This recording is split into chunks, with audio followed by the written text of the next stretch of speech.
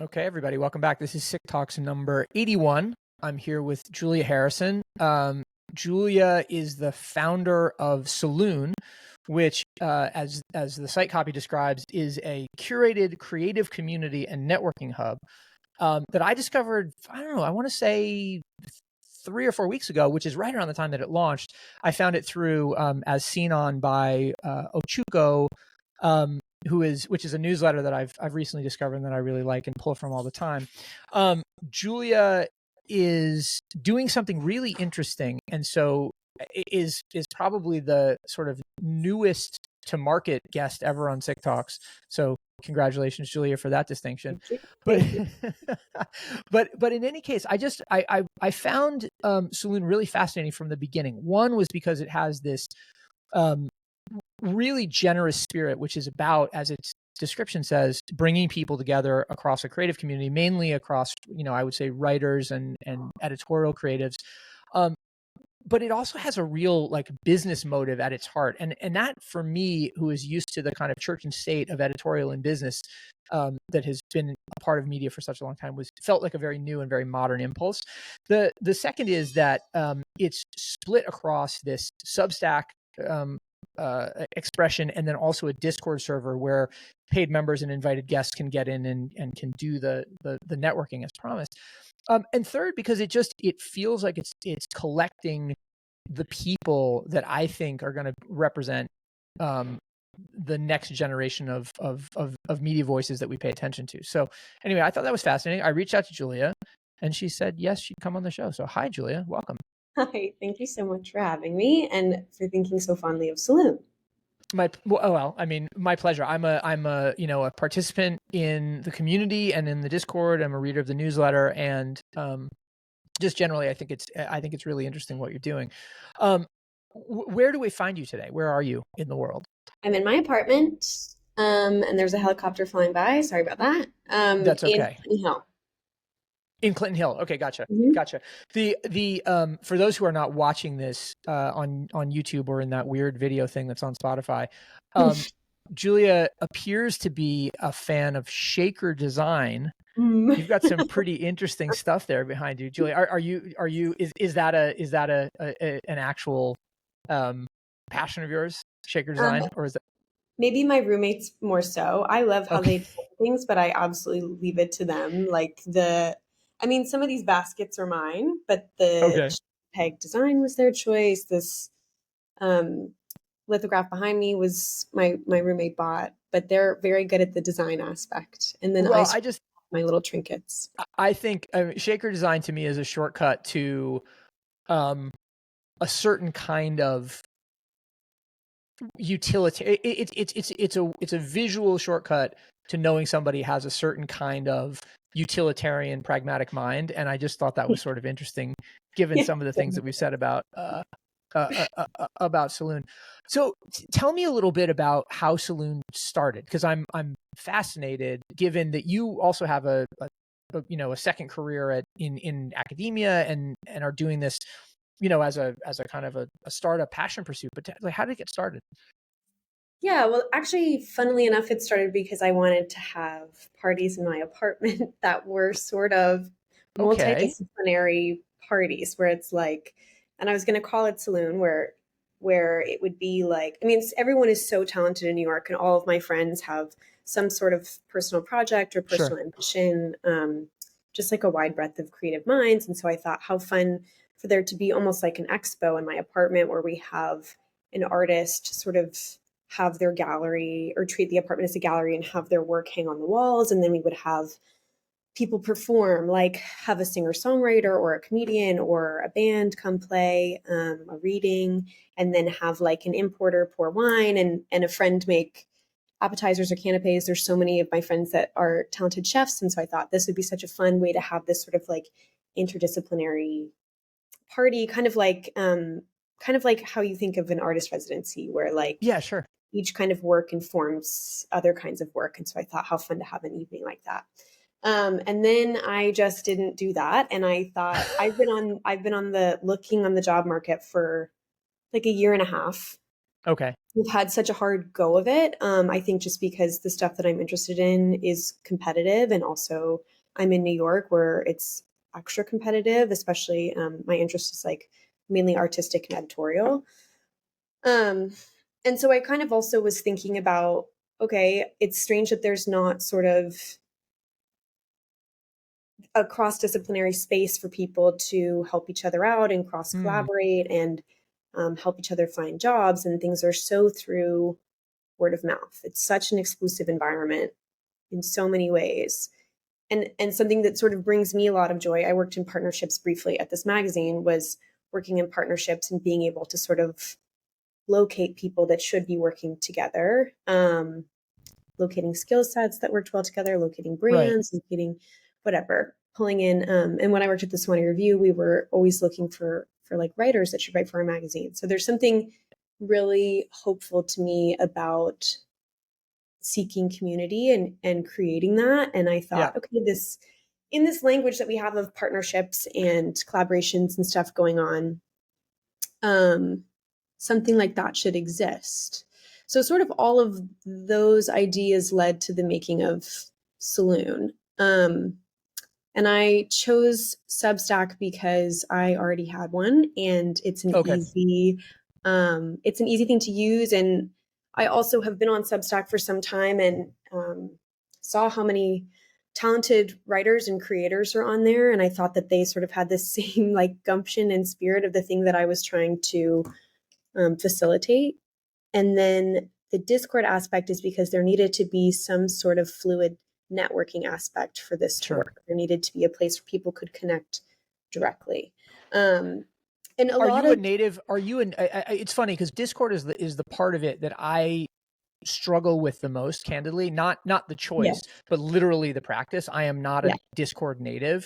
And so like, are you a Discord native? Is that why it left I've out been of you? in it for about a year, but it's also, you'll see, like the magazine I used to work for had a Discord, and it was like if you were a member of a certain tier, you had access to this Discord. The idea being that like on this Discord was like a collection of tastemakers, and they were in the scene and they were in the know, and they could sort of like volley off of each other in that way, which sort of inspired the idea for how Saloon would be executed. But also you'll see like some big newsletters on Substack, like I Heart Mess and Link in Bio also have Discords where, if you pay for a certain tier, you have access. The idea being that you're part of this sort of like exclusive, coveted community.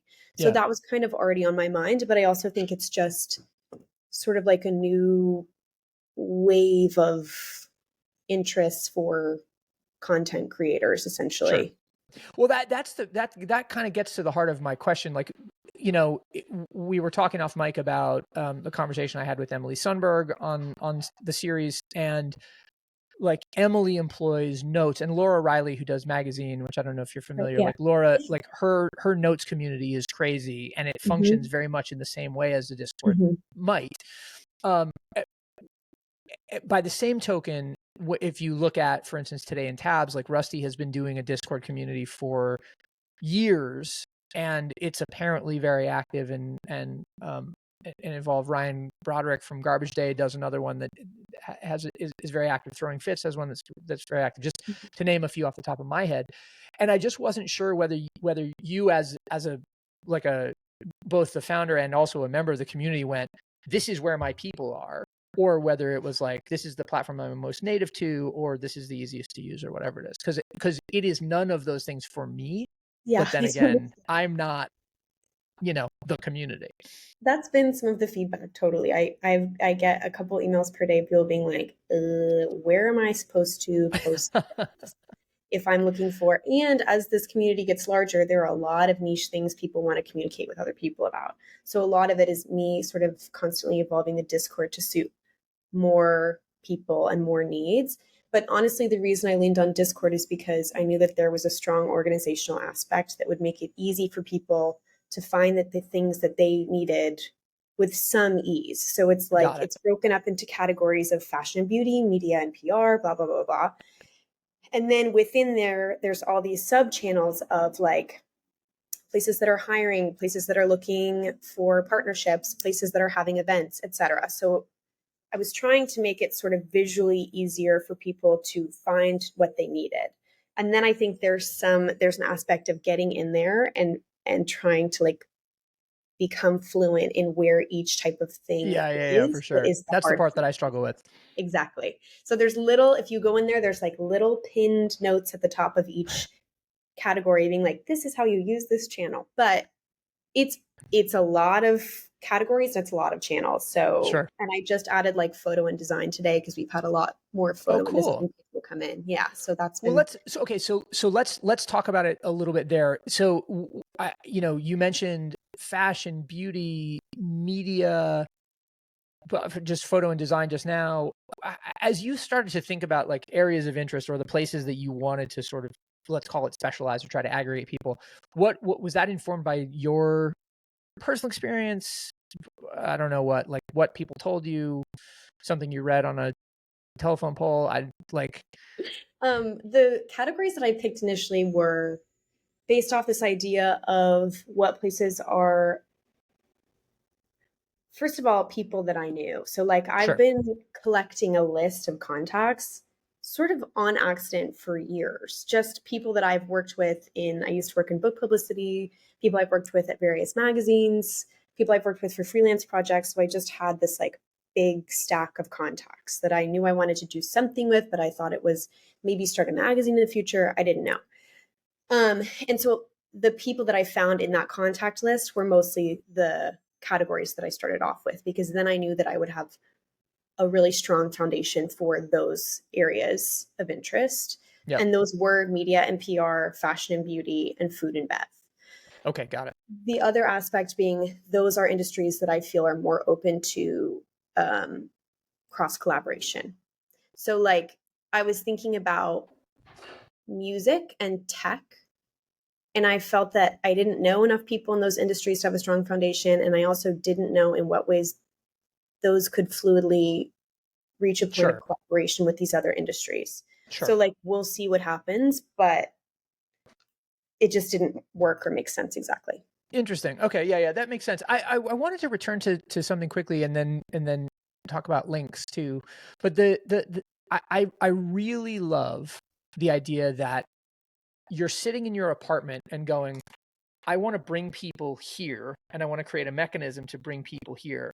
And out of that comes a media property. Like that to me is such a cool, like, associative chain of thought, but also a great exemplification of how things actually work, how things come into the world. It's like you find motivation in one or inspiration in one place and you pull it to another. Mm-hmm. Do you have some kind of really fantastic apartment or something like that just demands like people? Because New York City apartments typically are not like the things where you go, I must have people over immediately type thing. No, well, I've always had bad apartments, and I've always lived with people that I didn't really know weren't really friends of mine until November of last year. I moved in with these two girls that are like truly my best friends, and we have this 3-bedroom apartment in Clinton Hill that is cheap and big. And we were like, this feels, we got to do something with this. Unreal. Like it was just such a gift. And so we've had, and I love to host. I've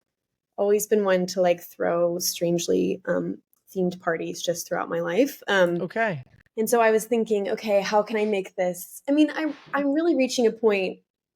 I'm 27 now, and I'm really reaching a point where it's like, I don't know, I want to do something interesting. Sure. Like, and what I really, my ultimate goal is to open a community arts center, and that's always been like kind of a motivation for me, is just a way to find community arts center. Yeah. Just like find a way for people to have spaces to exhibit their talent and their craft and their interest.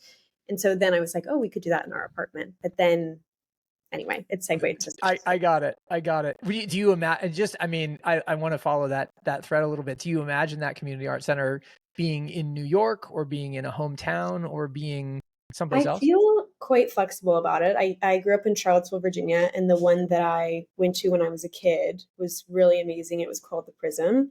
And then it closed, I think, because the funding was shit, which that happens with community arts centers. So I feel really flexible. It has to be somewhere where people have disposable income and an interest in the arts. but that's a lot of places. Yeah, I mean, So, it sure is. yeah. Weirdly, I was in Charlottesville yesterday. You. Is that Yeah, coming. what? No. We were. My son is in at school at Elon University in North Carolina, but Amazing. Yeah, but we returned to New York via Asheville, and then we drove up past Roanoke and stopped and stayed in Charlottesville on yeah. Sunday Oh, night, and then left there yesterday morning. that's It's small world though. That's funny. that is so sweet. It was funny enough. It was a visit to UVA that kind of, I think, gave him the kick in the ass to realize, oh, I better get serious about this whole college thing. So Yeah. Charlottesville occupies a little bit of a symbolic state in my brain. Yeah. Totally. All right. Well, listen, as longtime listeners know, and as you know, Julia, the ostensible purpose of these conversations is to act as a complement to SIC Weekly, my weekly roundup of links that I think are interesting. This week, as I said to you, I'm going to do something a little bit different. I'm going to do more like a kind of a review of the publication to this point, because I'm going to launch some new stuff in volume 7 next week. And so we don't have a big précis of links. However, I have been doing some in my daily update that goes to paid subscribers, and I sent you some of those. And I am interested to know, of the 20-ish links that I sent this week, what jumped out at you? Well, the first one that I read was the Vogue article about the crotch logo, of course, because that had such a great headline. It's such a, hold on, I just want to pull up. I got to read the headline. The where is it? Oh no! It's the relentless rise of the crotch. There we go. The relentless rise of the crotch logo. Mm-hmm. I mean, like silhouette sewing joke, like tailoring joke right in there, really good. Mm-hmm. And then obviously crotch logos are so stupid for me anyway. I mean, I'm old, so maybe I think to each you their think own, differently. But I don't know that I'll lean into that myself. Yeah, is that right? Are you? I mean, I don't think it's. Wait. Sorry, you said it is something you'll lead into, or it's I not? don't think it is something that. Oh, okay, good. Yeah. Great. All right, so you and I once again find ourselves on the same side of the inevitable crotch logo divide. Well, the thing that I find really interesting about that, especially having kids who are closer to your age than they are to mine, is the idea that these icons and these non-utilitarian details from fashion waves of the past keep coming back, even though they like the crotch logo, they make no sense at all. As a younger person, you look at that and kind of go, I'm seeing this for the first time and it's novel. It may not be for me, but it's novel. Or how do you look at that? I don't remember having seen it. I remember the butt logo being huge. I remember Juicy very clearly. And I remember my dad, of course, being like, you're not allowed to wear anything with words on your ass. So, I mean, the amount of times he said it. But then I was reading the article, and it's these people that I'm like, oh, I feel I should have noticed this before. Like they're talking about Pharrell and Kanye and these people that it's like, I was awake then. I was consuming media for sure at that time, but somehow I guess that escaped my purview. But I just saw it in the subway. So. Well, so it's funny you should mention that. Like the Pharrell and Nigo and those kind of references, that goes back to Tokyo around the turn of this century and the rise of Japanese influence streetwear and Evisu, the denim brand, which is where all of that stuff sort of comes from, and it became very popular with BBC, Pharrell's streetwear label, and that kind of stuff. But it also brought to mind, like, I got turned on to a label recently called Haunted Starbucks, which is it's a kid someplace doing really outrageous big screen printed stuff all over in places that or in my mind you wouldn't screen print. And it just strikes me as like emblematic of this anything is possible kind of attitude that I grew up with in coming out of like DIY and punk and skateboarding scenes, but that I feel like has been a little bit missing from the tech powered youth culture of the last 20 years or so. And anyway, that was why it jumped out at me. I love it. It's really interesting. As much as I hate it, Yeah, no, I truly, with stuff like this, I'm always like, cool, amazing. Yeah. Like one more weird thing to look at is always amazing to me. That's right. Well, it's really, it also is it's also emblematic of the kind of situation that we find ourselves in, where it would be like, I could tell you when BBC came out with their crotch prints, it was probably 05, 06. Okay. That was a marker in time. It had never existed previous to that. And logically, it would never exist again past that. But lo and behold, here we are. And it's sort of interesting how it feels like the time continuum has collapsed a little bit by virtue of this thing coming back around. Yeah. So, I don't know. I just with seeing TikTokers that are like, my brother's 18, my little brother's 18. And people sort of like around his age or even younger, they'll bring out accessories that I completely had forgotten existed that I used to wear when I was a kid, like certain chokers or barrettes or things where I'm like, oh my God, I had that. Yeah. And it has escaped my memory completely. Yeah, no, it is amazing, the cyclicality of all of that stuff. I mean, do you find in the let's call it the fashion discords of Saloon, do you find micro trends bubbling and people talking about this kind of stuff, or is it much more like, I don't know, what the professional development side of things at the moment? I think it's some of both. It's a lot of, I think, people trying to take the temperature on what's going to stick and what's not going to stick. Mm-hmm. Sure. And how other people feel about it is what it often feels like. But a lot of that stuff, I follow like ShopRat is another really good one. A lot of that stuff is like, yeah, just sort of like reviews of trying different things or people sort of communicating what's like a fashion hack or amazing sales that are happening, that kind of stuff. Or like recently there's like such a focus on the way that we consume things. There's such a pushback to consumerism that's happening just sort of all over. Hashtag under consumption core. Yes, exactly.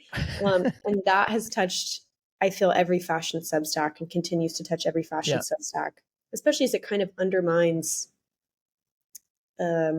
recommendation culture in a lot of way, which is sort of a lot of what built Substack. Well, I mean, I don't know. I feel like that's true to a degree, but I also feel like what it is doing is asking everybody, but particularly those who have voices of authority or credibility in the space, to be a little bit more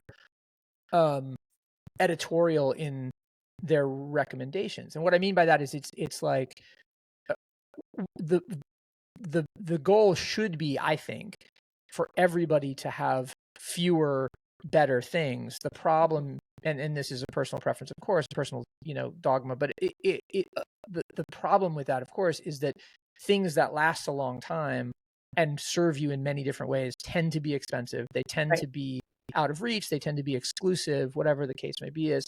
And so it's, to me, that is the challenge of that kind of modern editorial voice, is to walk the line between saying, we like new stuff.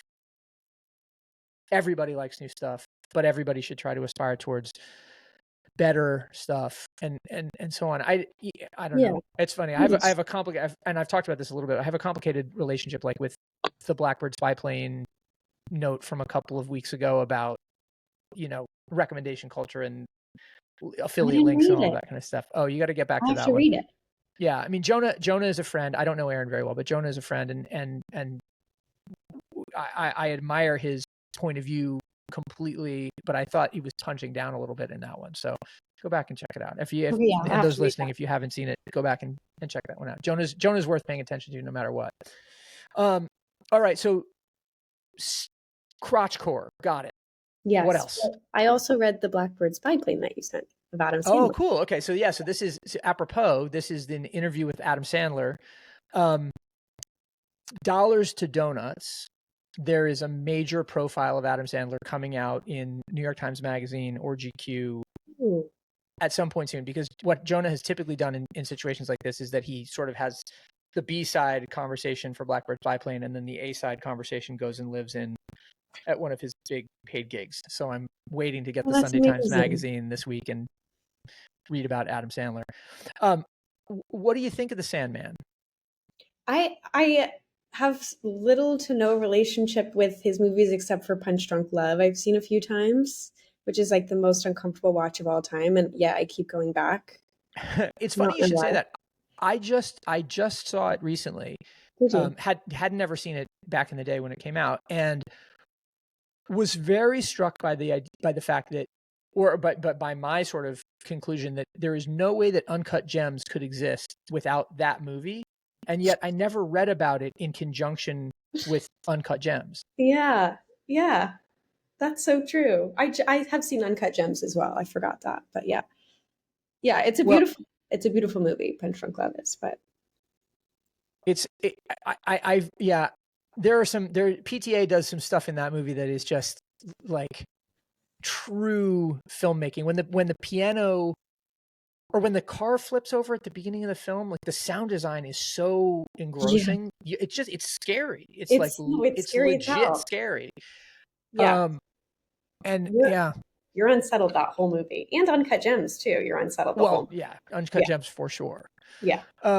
Interesting. I thought the thing that I liked about the Sandler interview that Jonah did, I mean, just like talking about his outfits directly and unfiltered was one thing. It's like, you've always, or I have always wondered, because I think the way he dresses is crazy. Yeah. But also, I liked the conversation around this new Netflix special that is apparently out now, which I haven't seen, but which leans into that unsettledness. Like the guy is comfortable being uncomfortable, and that to me is an incredibly valuable trait.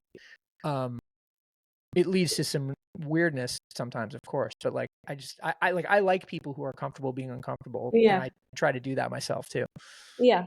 No, that is a good part in the way that he talks about even flopping as a comedian occasionally. Like I liked the part where he's like, even as I am known now, he talks about a time that he tried to just like show up to a comedy club. Yeah, And recently too. This recently. wasn't a mistake he made years ago and learned from. He's Recently. 50 and showing up Yeah. unprepared and getting And booed. flopped. And people were mad.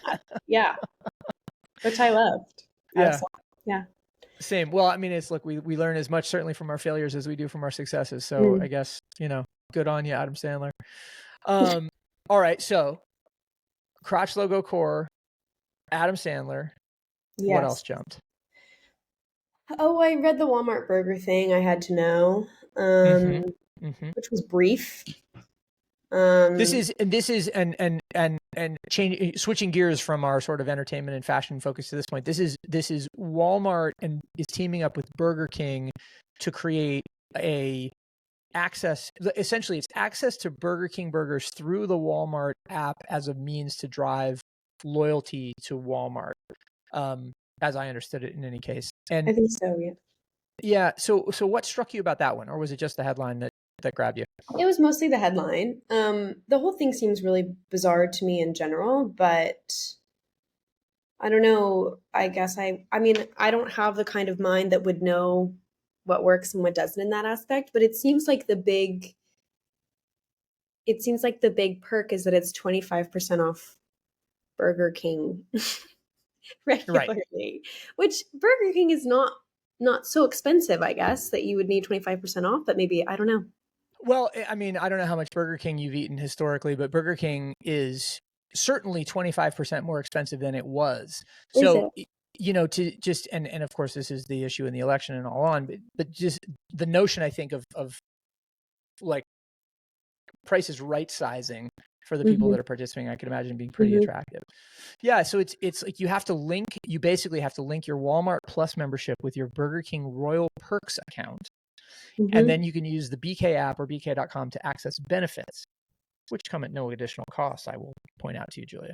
No additional cost. Okay. I'm sold. Well, I guess if only there were a Walmart or a Burger King anywhere near. Yeah, right. Right. Which there simply is not. That is at least a way right away. And the one that we all really love in Bushwick closed, that was like all purple leopard print inside. I don't know if you've ever been to that one, but no, there was a Burger King with purple leopard print inside. Yeah, it was like so kitschily designed, but it was an amazing place. But it closed not too long ago. Interesting. Or without. I mean, maybe then, and I don't know if you saw this link, maybe some of that decor will show up on Ikea's new online marketplace for secondhand furniture. I saw that. Yeah. Which also like so bizarre. But again, it's kind of like we we're talking about with the crotch logos. It's like throw everything at the wall and see what sticks, I feel. But that's also something I love IKEA. I love secondhand furniture. I will definitely look it up. So Yeah, I think it's sort of trying to harness a couple of different things, right? One is the culture of or the perceived demand for sustainability and for durable use. One is the like price point consciousness of people, and the idea that vintage, when I was 27, vintage was not a thing that was aspirational. Like it was maybe utilitarian or maybe it was lucky finds, but it was not like I'm going thrifting because that's the cool thing to do kind of thing. yeah. And there's an aspect of that. And then also the fact that IKEA, Billy bookshelves notwithstanding, great piece, have owned many over the course of the years. But like Billy bookshelves notwithstanding, IKEA has had some real like remarkable design stuff in its catalog. And so the idea of, some piece of 1980 IKEA design coming back up through this marketplace is sort of fascinating. It's almost like our own little weird first dibs.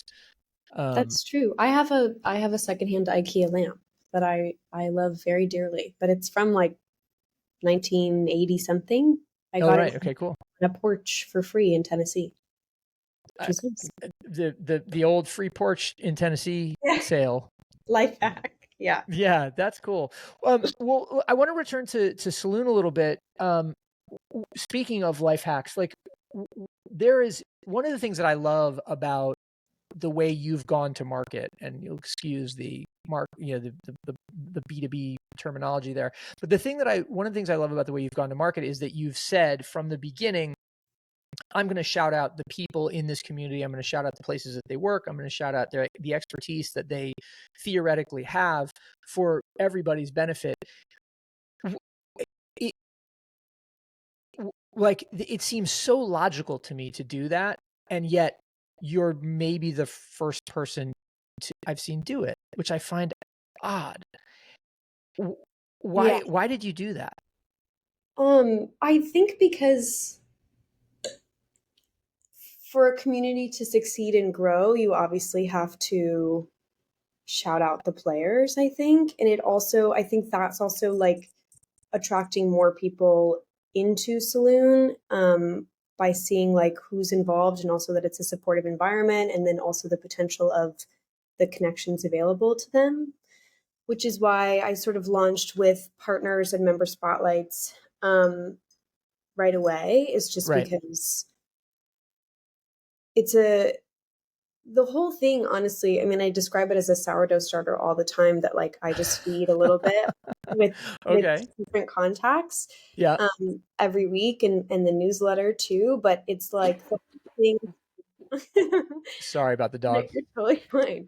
The whole thing sort of works for itself. And I think also when you kind of take away this veil of, I mean, this is tricky to say because technically there's an exclusivity aspect to it, but when you take away this veil of exclusivity, I think you see that something can be really supportive and successful. And I felt that a way to do that was sort of to name the players. Yeah, I guess what is cool about it to me is that it's, and to be clear, like for those who haven't seen it, and you should go subscribe to Saloon, the newsletter, and engage with what Julia's doing and what the community is doing.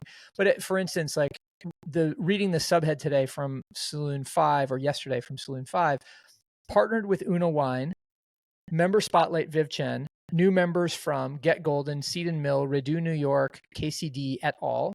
Ops with Glossier, The Infatuation, discounts with Rococo Advisory.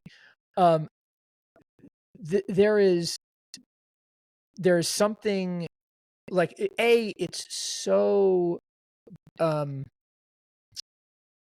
what's the word, front and center about the disclosure of this, right? Like, you are taking ownership of it. You're proud of those people. You want them to be noticed within the community, but it also is sufficiently like veiled that people have to get into the community or get into the newsletter to understand what those things are. Have you found anybody that said, hey, like, I work at such and such and I don't want you to shout me out, or hey, I work at such and such and please put me in the header because I don't know what, I want people to know that I'm here? Yeah, I would say none of the former, but several of the latter. A lot of people have reached out and been like, how can I make it so that I could be one of the members in the member spotlight? People have Sure. just started their own PR firms or copywriting companies or things like that. And so they see Saloon as a way to sort of get the word out, which is somewhat its intention. I think the thing that I keep in mind is I try to balance the amount of freelancers with the amount of basically like employed, currently like Sure. full-time employed people at different media outlets and brands and things like that. But I try to maintain a pretty good balance. But yeah, people have been really eager, I think, people love to see themselves in print. That's just a Yeah. fact. Everyone loves that. Like, we love to hear our own name, which is partially, part of the intention of Saloon. So. Yeah. I don't know. I mean, I guess, Julie, the way that it strikes me is that you are doing things the way I would do them. And I have always found myself a little bit on the margins of conventional wisdom in those ways. And Mhm.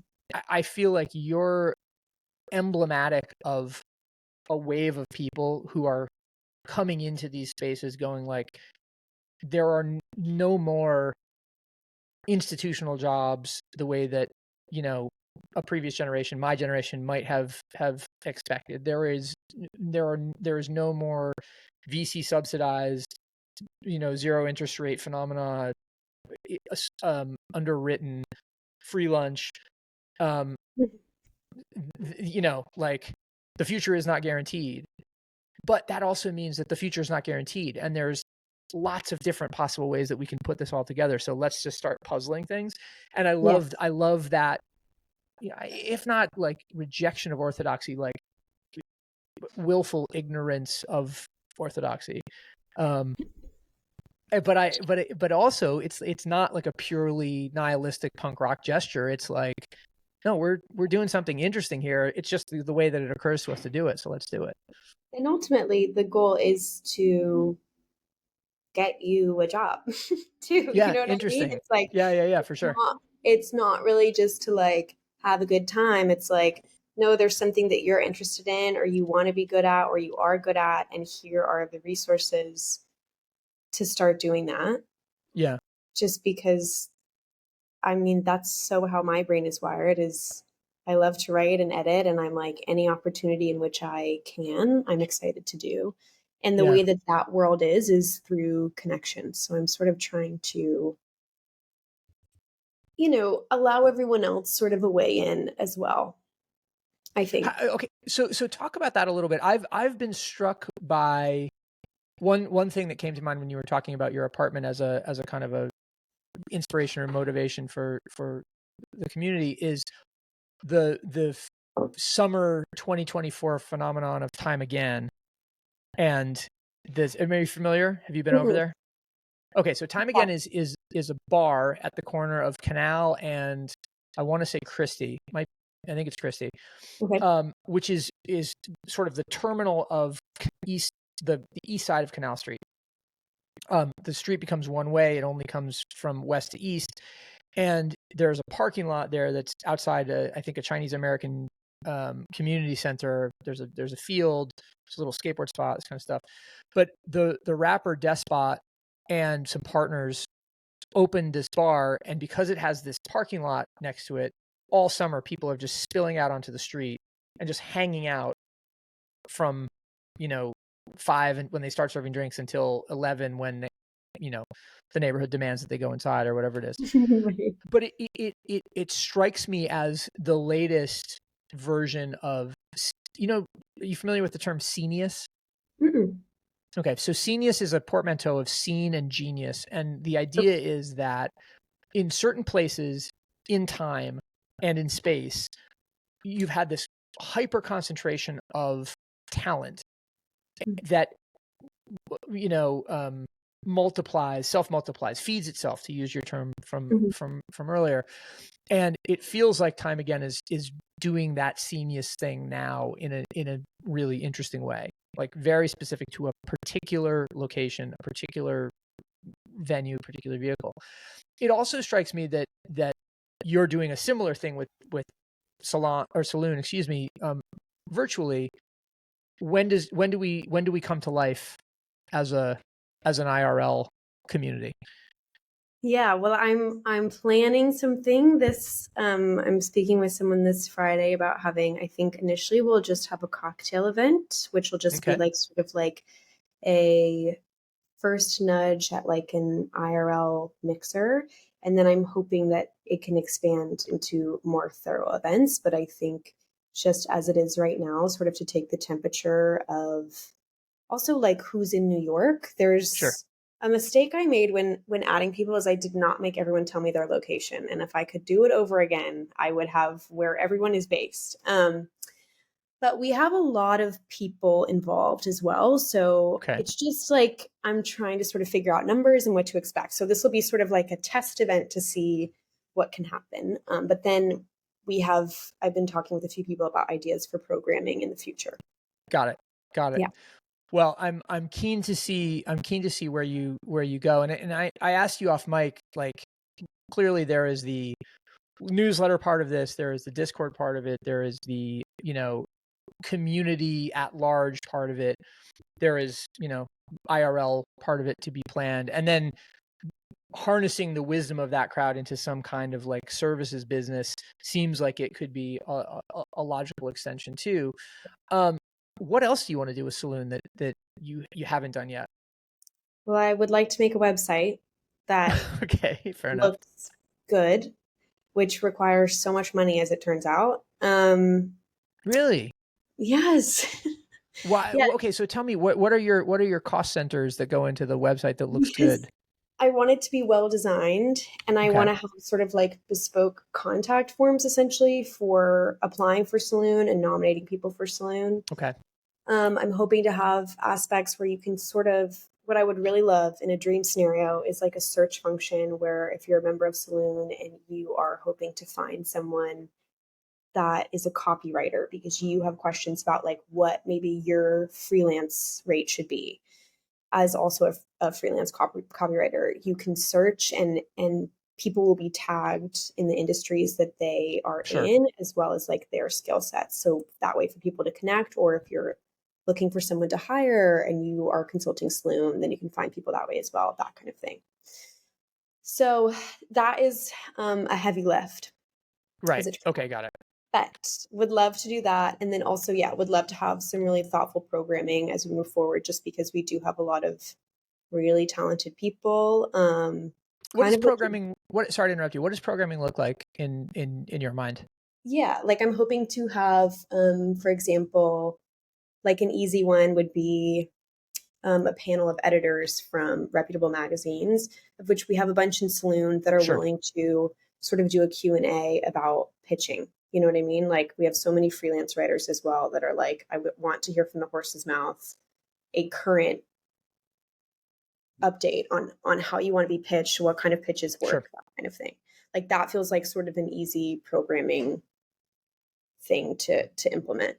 Yeah, I love that as a wiki for pitching almost, that the editors can go in and update themselves. Like we just saw today that Willa Bennett is leaving High Sobriety to go look after Cosmo and 17. So clearly the stories that you used to bring her about Balenciaga giant sneakers are not the ones anymore. Well, maybe they are. I shouldn't say that. Maybe they are. Less so, I think. Less so. Yeah, right, exactly. So right, so in this universe, Willa would be able to go in and go, okay, I'm the same Willa. My interests are relatively the same, but my audience has changed in the following way, and my purview has changed in the following way. Update your pitches accordingly. That's cool. I like that idea a lot. And it's also, yeah, like publicity needs to sort of change its nature, I think. Like you just mentioned, where it's like having worked in it, you're working off of like huge amalgamations of outdated data, and people have left places and changed Right. places and whatever. And so also the way that Saloon has been effective is that it's like people are able to connect directly. PR people are in there saying, these are the products that I represent, these are the people I represent, we're looking for coverage for whatever. Writers that want to pitch it to editors are able to get in there and speak with them, or editors that are interested in hearing more are able to get in there and connect directly with. So that's been working well too, just because, yeah, like Willa would still be on a high snobiety. She'll be on a high snobiety list for a while until PR Yeah. catches up to, etc. 100%. So I don't know if you feel comfortable or sort of ready yet to talk about any of those kind of successes, but are there any sort of like index cases where you look at it and you go, Saloon allowed Ben to connect with Julia, and now Ben is the new, contributing editor at such and such? Yeah, I mean, we've been around for a month, so it's not, I mean, no one's landed anything at, New York Times, but um, we just had someone she's been in the works of launching this clothing brand called All Over Apparel, and she just hired Okay. her entire staff through Saloon, which is amazing. Wow. Yeah, That's which is really cool. great. And then I've had a few people reach out and just let me know that they have like several interviews lined up that they found through Saloon, which has been great. And That's also people awesome. have just been like hanging out quite a bit. My friend Isabel, we have randomly sort of like a large Hudson Valley population going on in there. Oh, And interesting. just because of people I'm obsessed with in the Hudson Valley Okay. that I emailed and I said, do you want to be a part of this? And my best friend lives up there, and she connected with these people that she's now doing gigs with and things. So it's been working in that aspect as Wow, well. that's really cool. That's Yeah. really cool. What so it's funny, I was going to make a joke about you being a month old and not having any successes to prove yet, which is it's funny. It reminds me a little bit of the Bob Lefsetz's piece that I think I sent you called Think Like a VC. Yeah. Which I mean, I think the VC mindset, generally speaking, is pretty deleterious, but I also think there are some advantages to it. But without getting into that story, which is about suggesting that music business people think like venture capitalists, meaning they are always looking for new opportunities and they are always in the weeds developing the opportunities with them. Everything you've done with Saloon to this point has been bootstrapped, right? It's all under essentially your steam and the steam of the communities, right? Like, Yes. do you look at it and go at some point like, okay, after I have been doing this for 6 months, I want to go out and find some funding, or after I've done it for a year, or alternately like, fuck that, I never want to take an outside dollar because I never want to have to do anything that I didn't think of? Yeah, I'm so possessive of the project at the moment, and I also just have kind of an entrepreneurial mindset in general, and it's hard for me to release. Sure. um, I think at some point, I mean, depending on how it grows, obviously at a certain point, I will not be able to do it myself. But I think that I really want its intention to stay the same, and I really want its vibe to stay the same, Sure. which is sort of like a, a like very heavy on the personal aspect. Like I kind Yeah. of want none of it to feel impersonal or big brand or big media or anything like that. I kind of want it to be sort of like I don't know, just sort of scrappy as it is. I Huh. like that. So we'll see. That's We'll see. that's interesting. I have thoughts for you off mic about that. And off mic only because we don't have enough time to get into them. I have hours of thoughts about that stuff. But I just think it's interesting to see where people are in that journey, because I interviewed somebody recently who set out at the beginning of a business endeavor that is currently ongoing and said, the plan is we build this for 3 years, and if we haven't sold it at 36 months, I'm not hitting my goals. Right. Right. And on the other hand, there's your point of view, which is like, this is my brainchild, this is my baby, I can't imagine anybody else shepherding it, so I'm going to keep it forever. Now, we're saying that 30 days in, Right. so that may change, but I just think there's you and he are equally probably entrepreneurial in your spirit and in your aspirations. It's just a different sort of set of metrics. So I'm always curious to know where people kind of live along that continuum. Yeah, completely. And who knows, it may change me.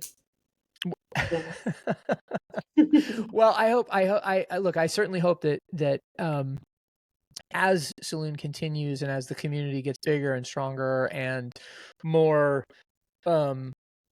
self-perpetuating, I guess is maybe the way to say it, that you continue to infuse it with the spirit of like possibility and pragmatism that I see here. Because I think it's it's funny, Julian, I don't want you to take this the wrong way, but like I don't know that it's even remarkable so much as I think it's really emblematic of the way things ought to run. And so if it's remarkable, it's because people haven't caught up to your way of doing things yet. And if it's emblematic, it's because it's the right way to do things. And so yeah, I take no offense to that. Okay, I good. mean, honestly, what I always say to people is I'm like, it's the most obvious idea in the world. And I cannot believe it did not exist. I don't know why. Yeah. But like, I by no means is it remarkable. I think it was like a random vacancy that I located first and then set to work basically. No, that's awesome. Well, look, I am really eager to see it continue and grow and to continue to participate. So I'm stoked that you said yes when I reached out and could join me today. Thank you. Oh, I was so flattered. Thank you so much. I appreciate it. No, it's my pleasure. Well, okay, so everybody, you can find Saloon and Julie, you tell me because I'll mess it up otherwise. The address at Substack. It's Saloon, but the O's are zeros, unfortunately. So it's sal00n.substack.com. All right. So Saloon with zeros.substack.com. And then from there, you can get in touch with Julia. You can figure out how to get into the Discord. You can become a paid subscriber. And then just generally be a part of everything that Julia is building along with her community. And then, otherwise, Julia, anything else that we should be looking out from you for, you know what I'm saying? Yes. Looking out from you. There we go. There's weekly newsletters every Monday. It'll be Tuesday next week because of Labor Day, but every Monday, $5 a month if you want to be a paid subscriber. And I would be happy to hear from anyone who's interested in the project or in the Discord or just wants to chat.